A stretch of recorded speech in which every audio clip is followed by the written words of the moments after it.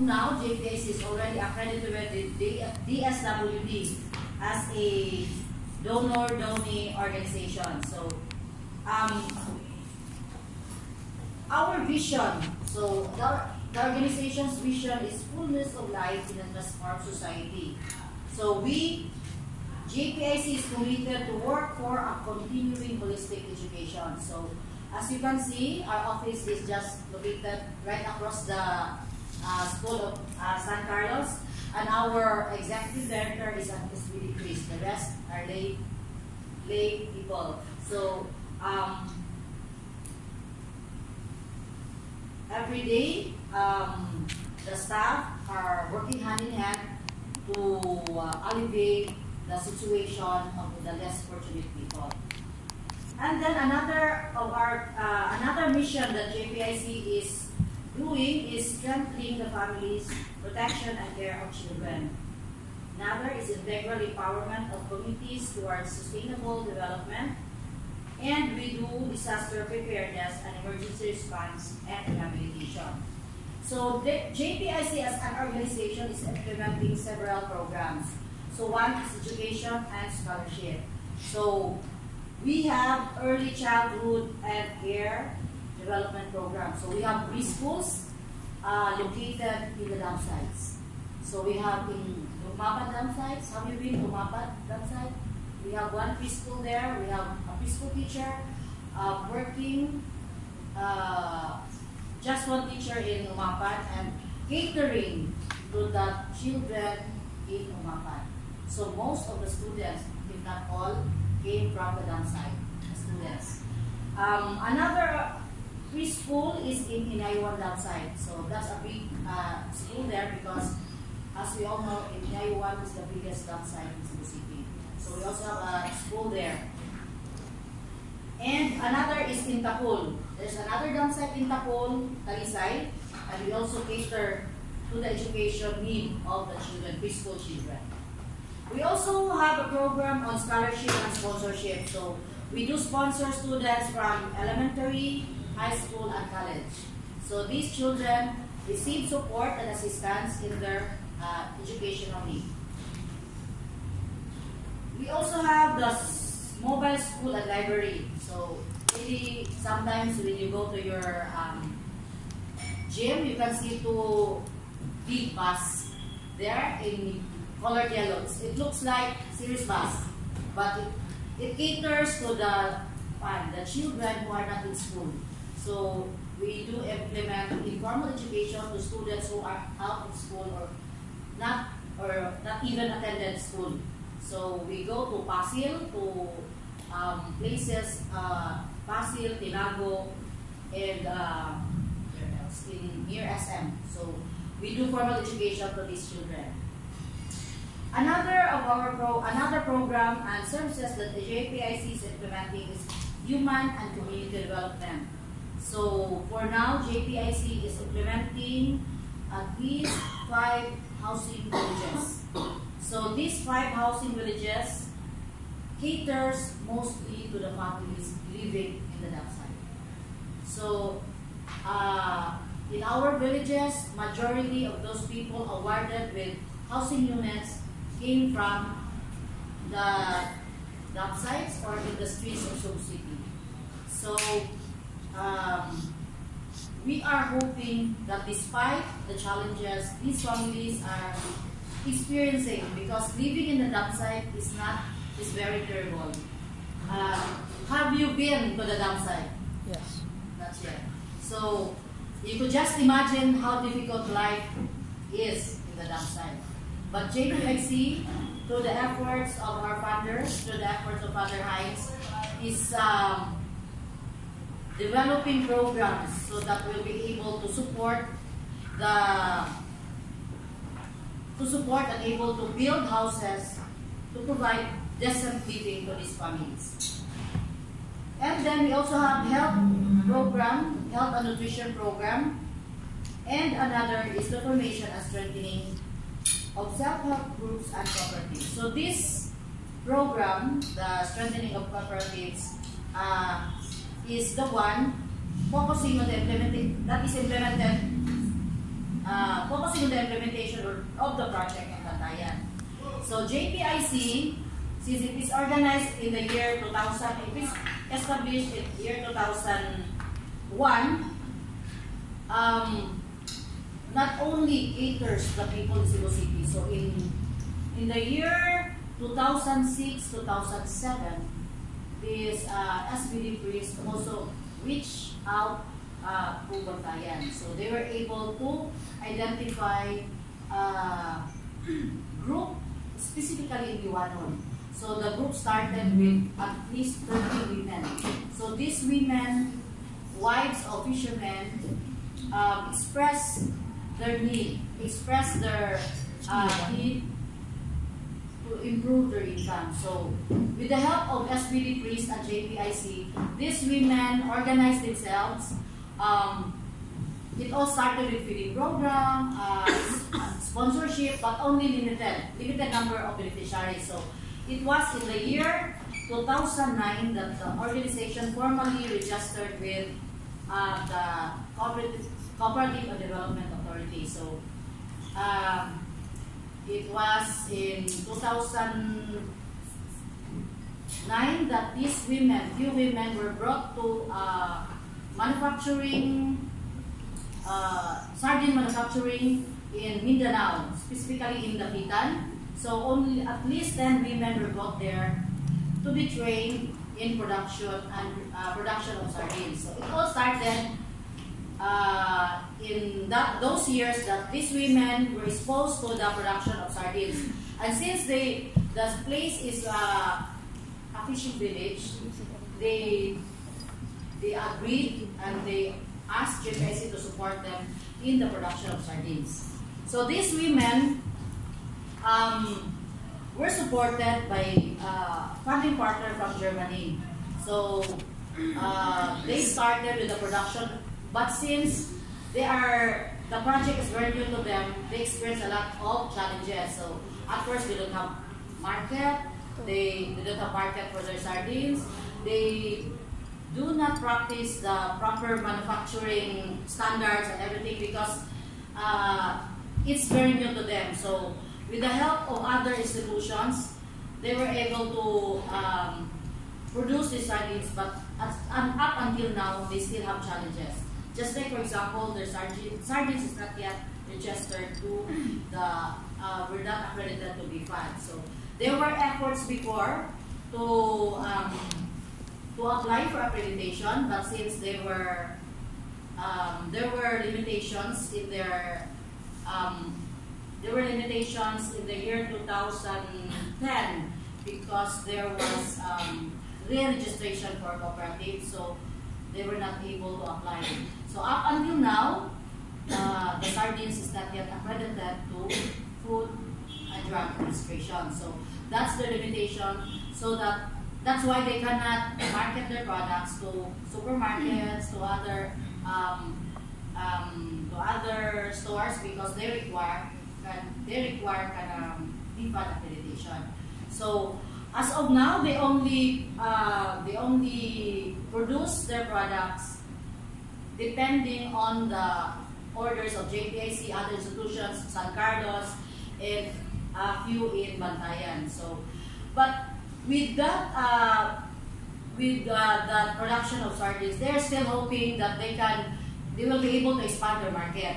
So aside from the sardines, they have their cropping production. So originally they only have one variety or one kind of product of sardines, but cropping. But lately they have sardines of cropping which are in different flavors. They have malunggay. I'm not sure what are the other varieties of their cropping. So for now, JMPC, so that's the name of the organization in Liwanon. Liwanon Multipurpose Cooperative. So their services include the sardine and cropping production. They have their consumer store. They have their micro lending program, and they have their savings and credit program. So JMPC for now is able to raise their capital build up of 700,000, and they have a total asset of 1.8 billion. So currently, we have a funding partner from KKS who is about to end its term in December. So in the year 2019, JPIC would there will be no more staff that will be assigned in JPIC in 2019. So that JMPC in 2019, the program of JPIC and JMPC will be turned over in 2019. So in December, JMPC is planning to prepare their sustainability program so that they will be able to identify what else are they going to do with the end of the project funding from KKS Germany in 2019. So,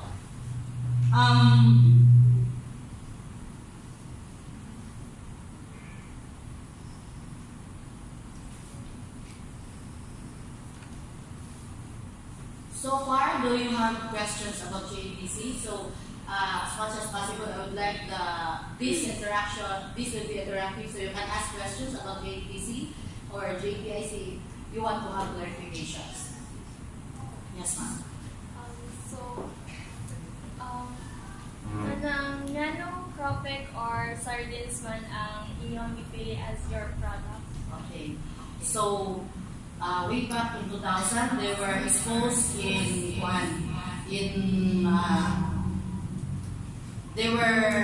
they attended an exposure and training in Dapitan for sardine making. So, as we can see, ang Bantayan, or specifically Iwanon, is a coastal area, and ang primary livelihood sa mga tao dito is fishing. So at that time, when they went for an exposure, they had in mind that since the material is there, they don't have the skill, they don't have the capital, but they have the material. That's their una jud nga kuan. The unang ilang point is that we have the material. So what can we do to improve our lives as a cooperative or improve the operation? So since they have the material, after the training, they develop and they started the production of sardines and cropping. So after the training, so mo nilang startan. So later on, murag na-practice na nila, but they have limitation with the staffing. Kay murag of the 10 people trained in Dapitan, murag around 5 lang ang continue. So naay murag problema in terms of the staffing and the production workers. But then na dito later na improve ra gyud ang ilang production. Kay in the year before Hayan, they were able to send products in Cebu, and they were able to display, although not sa supermarket, they were able to display trade fair shop in Cebu and in Bohol. They were able to display products. So, moto siya, nakastart sila sardines and cropping. And then, naapot sila yung market sa Bantayan, although limited. Okay. Sige, any other questions? Yes, ma'am. Where do you get your funds for your project? Okay. So, sa year 2008, since the organization of the group, so it started as a mother's group, women's group. So, it is not registered, it's an informal organization. So, as JPIC journeyed into the group, they later realized that it's very important that they will be organized into a formal organization. Kanang naa sila legal entity so that they can deal with other organizations, they can avail funds, they can ask support because they have a legal organization. So narehistro sila sa Cooperative Development Authority. It is a government regulating body for cooperatives in the Philippines. So pagka-register nila, so they can now transact, deal, and avail of funding to whoever organization who wish to partner with them. So, pagka-rehistro nila, JPSC prepared a proposal and submitted it to KKS Dialogue in Germany. So that time, in the year 2008, 2009, the funding started to fund for the initial startup of the cropping production, development of their cooperative store, sponsorship of their children, and capability building trainings for the staff or for the officers of the cooperative. As we all know, most of the members of the cooperative, as of now, we have 220 members. But at that time, in the year 2009, 10, 11, 12, the membership is around 90, and most of the members are not that educated. So, organizing a cooperative requires dedication, skill, because it's not easy to manage an organization. So these women were trained. So several cooperative development trainings and mandatory trainings were given to these women. So aside from the livelihood training, for them to improve their craft in the production of cropping and sardines. So there was even a time that JMPC partnered with University of San Carlos. I'm not sure what department, but they partnered in designing for the label of the sardines. So as far as I can remember, the label was designed by the University of San Carlos. I can't remember what college was that they were able to design for that label of the sardines. Yes, any question? Since the organization under the JMPC, the cooperative. and the Justice Peace. So since the organization started within the efforts of some of the SBDs, you have mentioned that you have your employees are working every day to elevate the needs of the people. So also you're implementing projects. So how often do you highlight katong sa educational something and sponsor? Yeah. So how often do you conduct such educational programs to ensure that children won't get easily behind sa lessons? Like how do you usually do it? For the education and scholarship program, as of present, we have 1,500 sponsored children starting from elementary, high school, and college. So these sponsored children are spread all over the city of Cebu and the Bantayan. So sa city of Cebu, ang among coverage is limited to the communities of JPSC. And just like, for example, in the community of San Pio Village. So in San Pio Village, we have around 120 sponsored children. So what these children receive is opening benefits. Since there's no tuition fee payment for high school and elementary, so opening benefits, budget for project, and uniform. For college, we allotted a certain amount for every semester for this student to be able to finish their studies.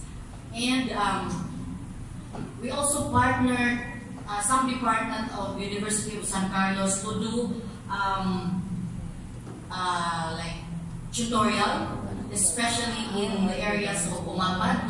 So one department of the University of San Carlos conducts tutorial every Sunday in our every Sunday, 2 hours sponsored children in Umapan campsite. And we have sponsorship officers assigned in Cebu. We have 3 sponsorship officers who work with these children. So they do follow-up visits, they do check the grades of children, and they do visits to check the performance of the children. Aside from the mandate of the teachers to do the follow-up of the children. Okay. Any more clarifications? Yes, ma'am. Question, Miss, how do you promote your organization? Like, do you have any social media? Yes. JPIC has a website, and one member of the management is tasked to do the website development. And as of now, I'm not sure if it's done already. But since JPIC as a faith-based organization, we promote our projects and programs through our orientation, through our visit, through our partnership, through our linkages with organizations in Cebu and in networks in the Visayas and all over the Philippines. So we are a member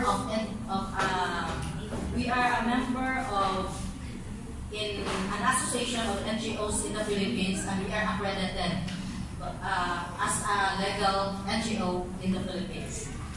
And we do participate in networks for children in Cebu City and in the province. We do participate organizations who implement programs for welfare of children, women, and families.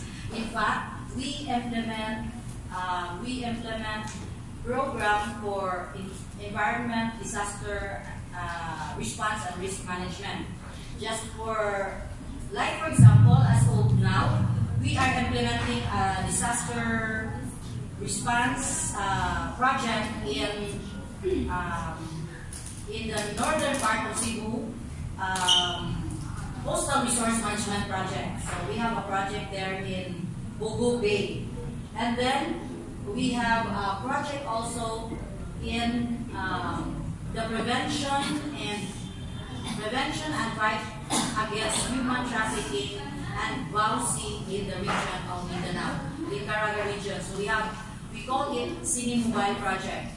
It's an advocacy program for the prevention and fight against human trafficking. We also promote and implement a program on advocacy against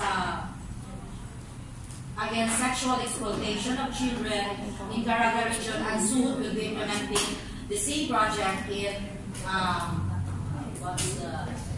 Cordovan, where cybercrime is very rampant. So soon we'll be implementing that in Cordovan. And finally, we also have recovery and aftercare centers.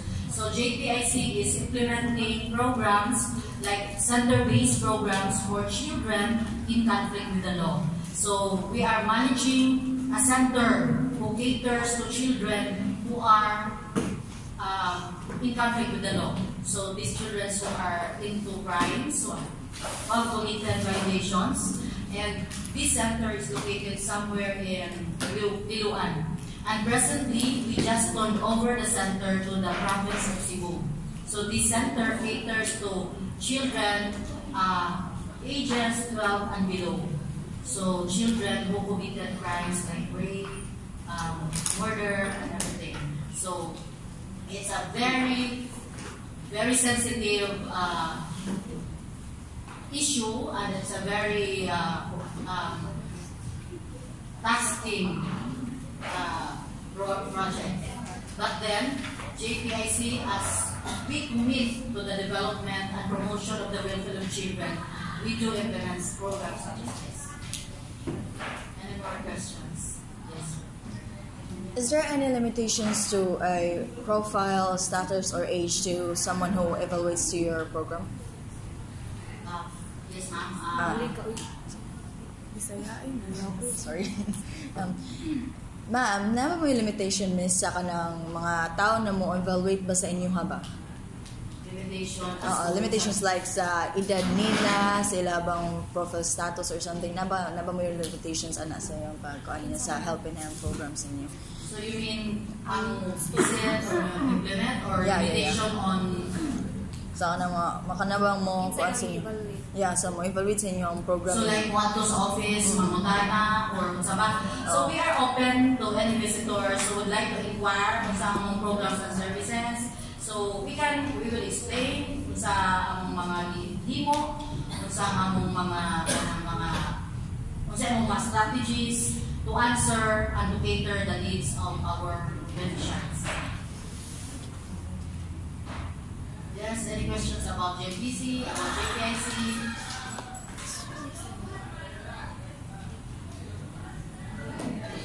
Have you been to Liwanag, Bantayan?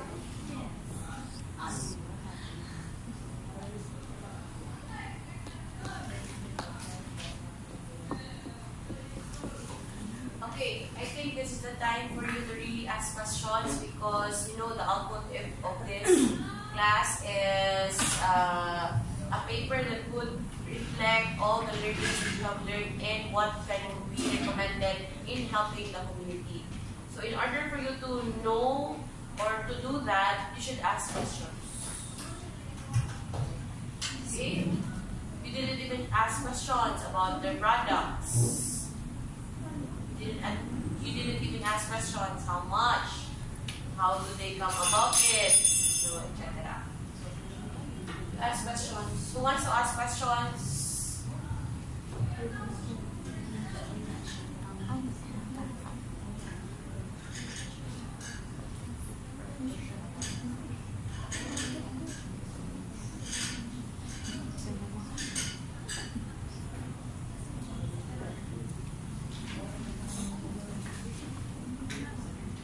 No more questions? Yes.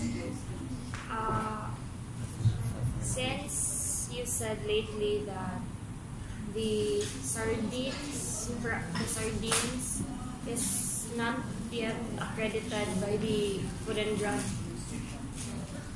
then until now ay sige gapon mo comply sa requirements for accreditation or ni. Okay. Unfortunately, di jud ako assign karon sa Bantayan. But I can speak on behalf of the staff since ako sila they're willing to come to share with you their experiences in Bantayan since sila yun ang nakakaroon. But anyhow, okay.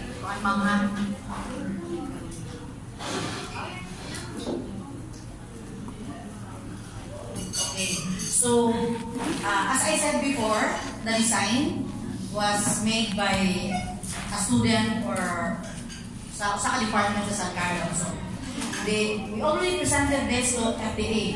Before the FDA, BFAD. So that time, they comply with Sanang series of requirements and the documentations. So that was in 2010. So pag-comply na mo, there was a problem. Ako balikon kay ang BFAD before required GMPC to change some of the statements in their bylaws and their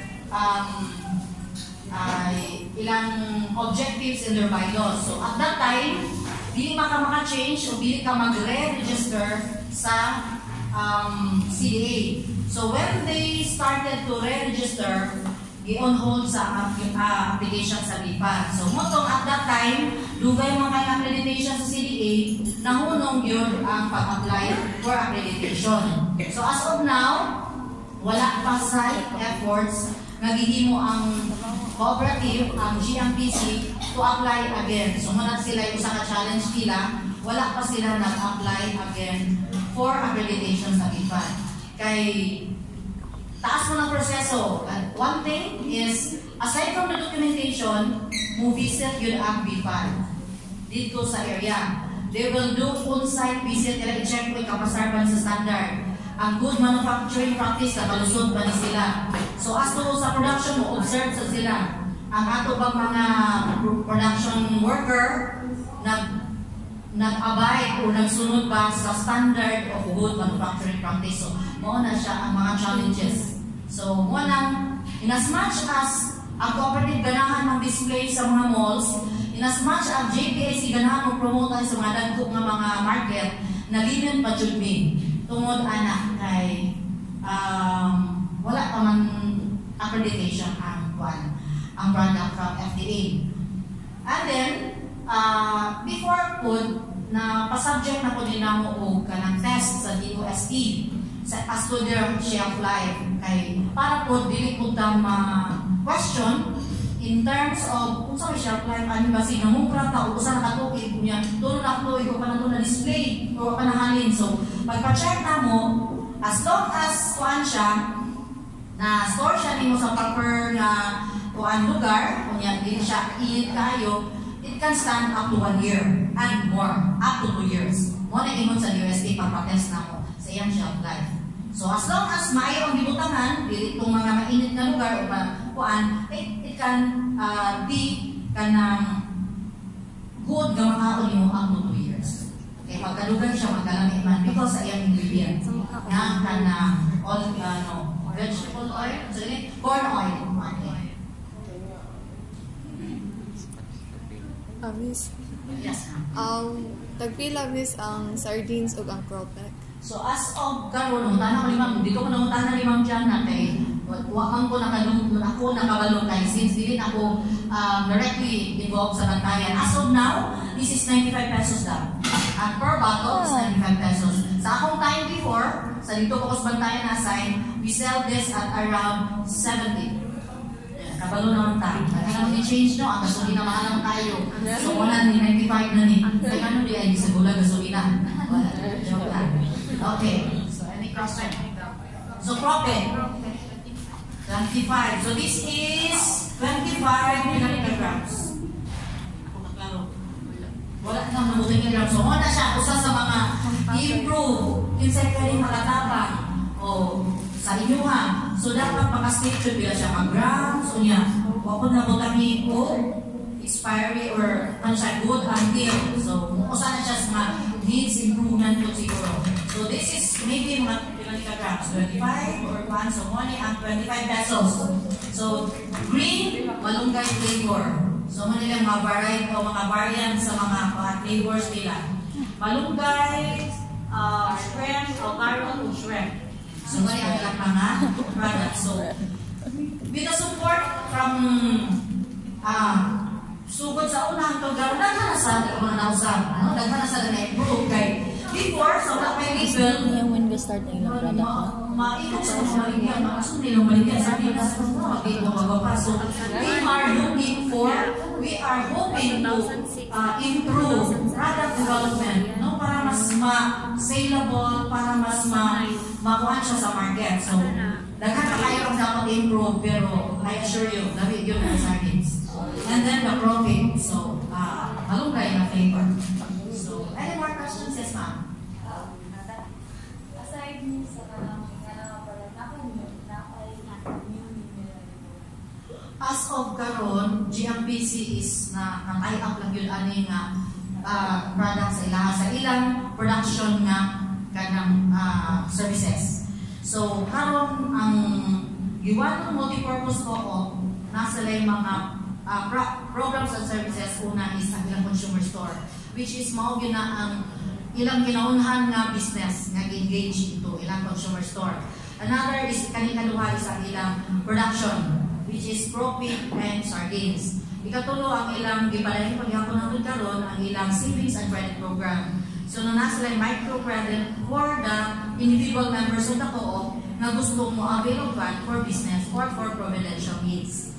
And then murag kanilang nakakuan ang tulo ka services sa cooperative. So other than that, wala sa naka-mention ng mga staff assign na nasa i-develop nga other thing or other businesses for the co-op, mo palang yun sa amin. Because after Halian, the focus of implementation of the projects of JPIC dito sa GMPC is rehabilitation. So after Halian, the whole building collapsed. So katong nakita ninyo sa video, dito siya mo itsura before Halian. So na-collapse dito siya totally, wala na ginabilin. All our mga nabutang dito na pundar, nawala yun because of Halian and the livelihood of individual members. Moto after Halian, wala doon misugod o balik ang GMPC. So they started anew. So muna misugod sa tanan, munang ibis kaya nakahunat na, Ramiwahin sila sa uno because of that calamity. But even then, God is still good. Ibalog magyapon sila. And then, because of hayan, ang GMPC ni-expand og other, ang GMPC, usang program, usang project sa JPIC, ni-expand ang JPIC to other barangays. So, naana sa pinatukod nga other cooperative in the adjacent barangays. So, unahan sa JPC, na yung mga barangays na tukod na sa cooperative na tukod. Dito, na yung other products na na-develop. So, they call their product, na yung mga codes silang product, pero dili ko carry-call, tungkol kay wala na bilin sa ako ang ilang mga brochures and everything. But, they have Ramstein products in the other cooperative. They call their cooperative KIPA. KIPA Cooperative. So, nasa yung mga products more on food items. Mga snack items, mga foods niya. Now, they are renting or they are nag-establish nila o murag usaka pasalubong center in Santa Fe, Bantayan, where they display all the products of the members of the cooperative in KIPA.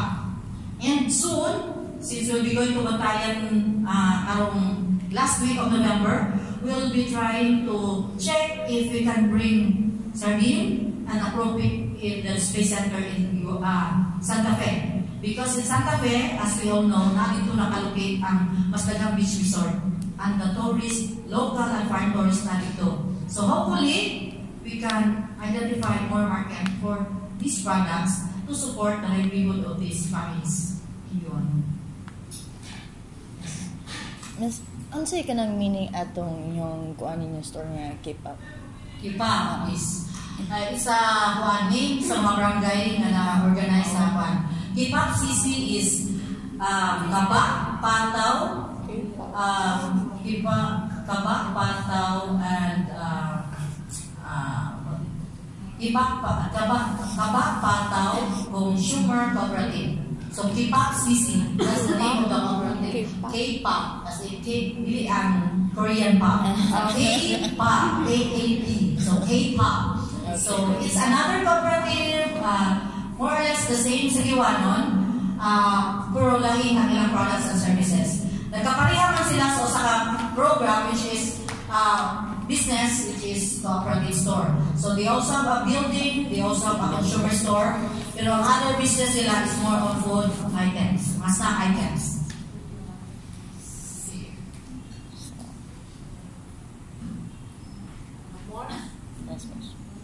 Miss, last na question.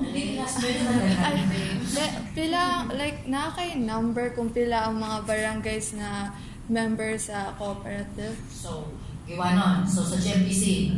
So, ang outreach sa GMPC sa originally, members of Giwanon Multipurpose Cooperative are kuwanan siya. Giwanon na yun. But in time, na-expand sila kay per cooperative bylaws and nakabutan sa ilang bylaws na area of coverage nila is the whole of Bantayan Municipality. Not the island, but Bantayan Municipality. So, ang GMPC or ang Giwanon Multipurpose Co-op, ang membership niya ni-expand as far as sa nangalungsod niya ka ng since Bantayan is composed of 3 municipalities. So, Santa Fe, Giwanon, o kay isa, I forgot the name. So, Madre de Dios. So, ang GMPC na siya members from Madre de Dios, from other barangays in the barangay na nasa proper, Bantayan proper, nakasiya sa, so, mga at least 1 ka barangays ang mga members sa GMPC ni cover of at least 4 barangays o 1 municipality. Kaya naman sila member from Madre de Dios. So, ang KIPAP CC, limited pa po ang membership nasa Kaba, Pataw, and Butian. 3 barangays for the new cooperative. So, limited pa sa sila. Thank you. Yes, ma'am. Diba, for the year 2019, you said na there will be no more staffs to be assigned in JMPC. And this December, you're planning to prepare some sustainable program. So who will be the one to take over man if ever wala na kayong staffs since 2019? So, that's the okay na siya ay kinabuhi sa funded project. So, sa JPIC, we implement projects and programs with one time frame. So, like me, na-assign ko dito sa Bantayan in 2009 up to 2011. That was funded by KKS Germany. So, sa may focus, cooperative development, pag-improve sa ilang business, una is consumer store. So, there was capital inflow na ginugang sa ilang consumer store, sa ilang lending program, o sa ilang capability building. Kaya hindi man ito pwede guyaan organization, not unless the people can stand on their own. So, ang nahitabo, 3-year project. So, at 2011, ni-end ang among funding. So, 2011 and on, sila na lang nagpadagan. Giningkamot, gumubalog, and everything. There comes the typhoon na yabo ang ilang organization. So after the typhoon, we have rehabilitation programs, services, and projects. And then, we're able to avail fund na po. Because sa KKS Germany gihapon. Kada nga time, the funding is for housing. Nami pipila ka balay dito. Transitional housing and uban murag kuha na gyud housing. Kanang kuha na gyud transition. Pwede na po yan gyud mo matagalan. So we have housing. Another capital to revive the cooperative, another capital to strengthen the organization kay after the typhoon, naguba man ang structure, naguba po ang structure sa cooperative. So another organizing, another development, or another training and capability building sa organization. Anay tabo. So ana.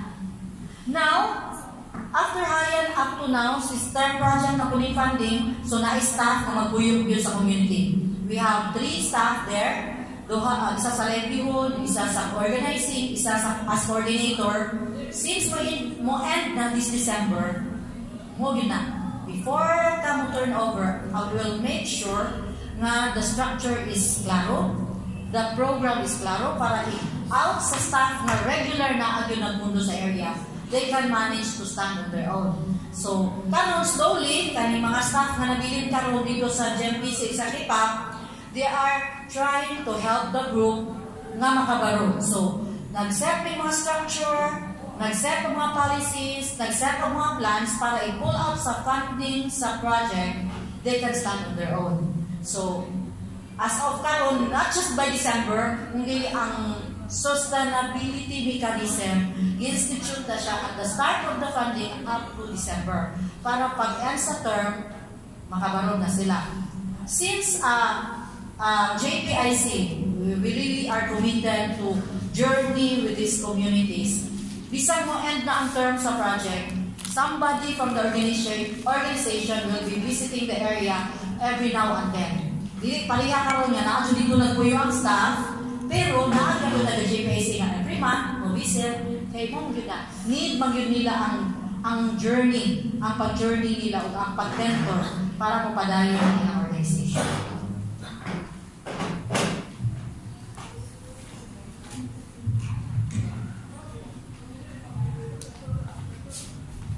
So thank you for that, Ms. Ching. I guess